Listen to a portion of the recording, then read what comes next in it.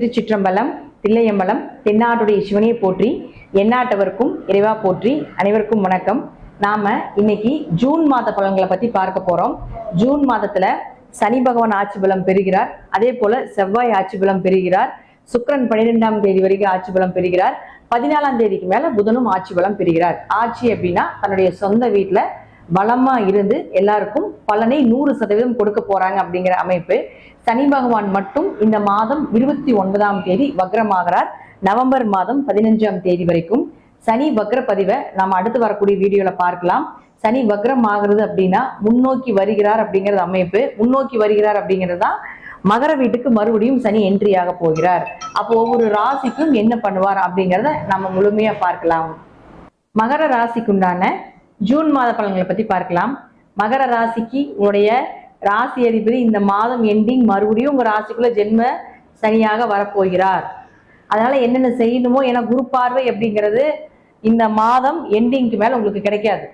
அடுத்து குரு வக்ரமாகிறப்பதான் கிடைக்கும். அது குரு எப்போ வக்ரமாகிறாருன்னா நவம்பர் லாஸ்ட்ல தான் வக்ரமாகிறார். அதனால ஒரு 5 மாத காலங்கள் மறுபடியும் உள்ள என்ட்ரி ஆக போகிறார். சனி பகவான் உங்க ராசிக்கு வரும்பொழுது ஜென்ம சனியாக இருந்து மறுபடியும் உங்களுக்கு உண்டான விஷயங்களை செய்ய போறார். அதனால இந்த மாதத்துக்குள்ள நீங்க என்னென்ன தேவைகள் இருக்கோ அதெல்லாம் பூர்த்தி பண்ணிக்கோங்க. உங்களுடைய விஷயங்கள் எல்லாமே சேஃப்டி பண்ணிக்கோங்க. அடுத்த காலத்துல உங்களுக்கு கண்டிப்பாக குரு பார்வை இல்லாததுனால கொஞ்சம் சனி பகவானுடைய தாக்கங்கள் கொஞ்சம் அதிகமாகலாம். அதனால கொஞ்சம் கவனமா இருந்துக்கோங்க. அடுத்து உங்களுடைய ராசிக்கு 4 மற்றும் 11ஆம் அதிபதினு சொல்லக்கூடிய செவ்வாய் 4ஆம் வீட்டிலேயே இருக்கார்.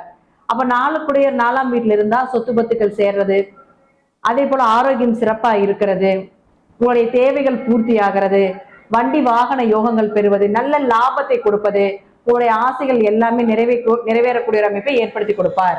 அடுத்து உங்களுடைய ராசிக்கு சுக்கிரன் யார்? உங்களுக்கு 5 மற்றும் 10ஆம் அதிபதி. 5 கூடையர் 5ஆம் வீட்டுல இருக்கார். குலதெய்வத்தினுடைய அனுகிரகம் சூப்பரா இருக்கும். அதே போல குடும்ப ஒற்றுமை செழிப்பா இருக்கும். நல்ல அதிர்ஷ்டமான ஒரு விஷயங்கள் எல்லாம் எப்ப நடக்கும் அப்படின்னா 12ஆம் தேதிக்குள்ள உங்களுடைய பிளானிங் எல்லாமே பண்ணிக்கோங்க. ஏன்னா 12ஆம் தேதிக்கு மேல 5 கூடிய அதிர்ஷ்டத்தை கொடுக்கக்கூடிய கிரகமும் 6ஆம் வீட்டுல போய் மறைகிறார். அவரே தொழில் ஸ்தானாதிபதி. அப்ப உங்களுக்கு இது எல்லாமே கொஞ்சம் டல் அடிக்கிறதுக்கு ஆரம்பிக்கும். 12ஆம் தேதி வரைக்கும் உங்களுடைய தேவைகள், உங்களுடைய விஷயங்கள், பணம் சார்ந்த விஷயங்கள், குடும்பம் சார்ந்த விஷயங்கள், என்ன நல்ல விஷயங்கள் எதாக இருந்தாலும் இந்த ஜூன் மாதம் 12ஆம் தேதிக்குள்ள எல்லாமே பிக்ஸ் பண்ணிக்கோங்க. அடுத்து பாருங்க, சுக்கிரன் அப்படின்னு சொல்லக்கூடியவரும் அதே போல அடுத்து உங்களுடைய புதனும் சொல்லக்கூடியவரும் பாத்தீங்கன்னா இந்த சுக்கிரனோட சேர்ந்து 14ஆம் தேதிக்கு மேல மாறுறார். அப்ப புதன் யாரு? உங்களுடைய 6ஆம் அதிபதி. 6 கூடையவர் 6ஆம் வீட்டுல இருந்தால் வேலை வாய்ப்புகள் நிச்சயமாக கிடைக்கும். வேலை சார்ந்த விஷயங்கள், ஏன்னா 6 கூடையர் 6ஆம் வீட்டுல இருந்தால் கடனும் வரும், நோயும் வரும், எதிரிகளும் அதிகமாவாங்க. அப்ப 14ஆம் தேதிக்கு மேல எதிரிகள் தொல்லையும் உண்டு, கடன் சார்ந்த விஷயங்களும் உண்டு, நோய் சார்ந்த விஷயங்களும் உண்டு. அப்ப அவர் யார்? உங்களுக்கு புதன் 6ஆம் அதிபதி மட்டும் இல்ல, 9ஆம் அதிபதியும் அவர் தான். அப்ப அப்பாவுக்கு நோய் தொந்தரவுகள், அப்பா சார்ந்த சொத்து சார்ந்த பிரச்சனைகள் வரும். அப்ப இந்த காலகட்டங்கள்ல சொத்து பிரச்சனைகளை பேசவே கூடாது. இந்த 5 மாத காலங்கள் சொத்து சார்ந்த விஷயங்கள், பூர்வீகம் சார்ந்த விஷயங்கள் எல்லாமே பேசாம இருக்கிறது ஒரு சிறப்பான மாதமாக இருக்கும் அப்படிங்கிறதுல மாற்றம் இல்லை. ஏன்னா சனி உள்ள என்ட்ரி ஆயிட்டார்ல, இது மாதிரி மறுபடியும் பழைய பிரச்சனைகள் எல்லாமே கலருவார். ஏன்னா சனினா பழையதுன்னு அர்த்தம். அப்ப மறுபடியும் மகரத்துக்குள்ள உள்ள என்ட்ரி ஆகும் பொழுது மீண்டும் பழைய மாதிரி சில பிரச்சனைகள், வம்பு வழக்குகள் இதெல்லாமே கொடுக்கறதுனால நீங்க எதாக இருந்தாலும் இந்த மாதம் மூவ் பண்றது நல்லது. ஒரு சொத்து வேணும், அம்மா அப்பா மூலமாக உதவிகள் கிடைக்கும், எதா இருந்தாலும் மேக்சிமம் 12ஆம் தேதிக்கு முன்னாடி எல்லாம் செய்வது சிறப்பான ஒரு அமைப்பா இருக்கும். அடுத்தது 8ஆம் அதிபதினு சொல்லக்கூடிய சூரியன்.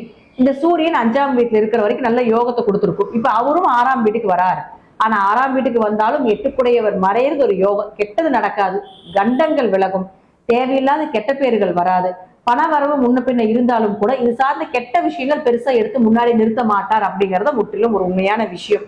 அப்ப பாருங்க, இந்த சூரியன் சொல்லக்கூடியவர் எங்க வரார் அப்படின்னா, இப்ப எல்லா கிரகங்களுமே சூரியன், புதன், அதே போல சுக்கிரன் இவங்க எல்லாமே 6ஆம் வீட்டுக்கு வரதுனால இந்த மாதம் கொஞ்சம் கவனமா இருங்க.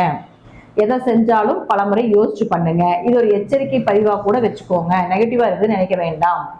உங்களுடைய பிளானிங் 12ஆம் தேதிக்கு மேல நடக்காது. 12ஆம் தேதிக்கு முன்னாடி நீங்க என்ன செய்தாலும் நடக்கும். இது மாத பலனாக இருக்கிறதுனால உங்க ஜாதகத்துல தசாபுத்தி நல்லா இருந்தா இதற்கு மேலையும் நான் சொல்லக்கூடிய கருத்துக்கள் நிச்சயமாக மாறுபடுவதற்கு உண்டான வாய்ப்புகள் உண்டு.